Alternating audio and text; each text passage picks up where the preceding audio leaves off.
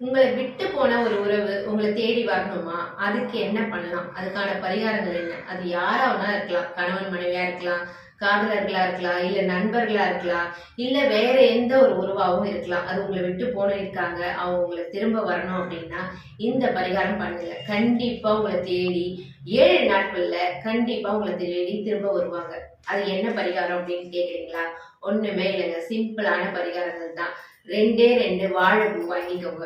ஒரு வாழைப்பூல அவங்களுடைய பேரை எழுதுங்க, இன்னொரு வாழைப்பூலையும் அவங்களுடைய பேரை எழுதுங்க. பேரை மேல எழுதுங்க, ஒரு கருப்பு பெண்ல எழுதுங்க.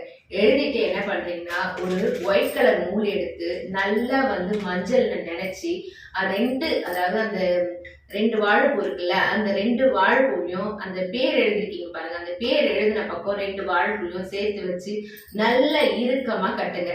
இறுக்கமா கட்டிட்டு நல்லா அதை ஒரு 3 முடிச்சு போட்டுட்டு அதை எடுத்துட்டு போயிட்டு என்ன பண்றீங்கன்னா கடல்ல போட்டுருங்க. அதாவது பீச்லயோ இல்ல பக்கத்துல இருக்கிற ஏதாவது குளங்கள், அந்த மாதிரி குளங்கள் இல்லைன்னா கடல், இது 2 இடத்துல ஏதாவது ஒரு இடத்துல போட்டுருங்க. போட்டுட்டு திரும்பி பார்க்காம நீங்க உங்களுக்கு பிடிச்ச தெய்வத்துக்கிட்ட 3 தடவை வேண்டுதல் வைங்க. அவங்க பேரும் உங்க பேரும் சொல்லி வசி வசின்னு சொல்லிட்டு உங்களுடைய வேண்டுதல் வைங்க.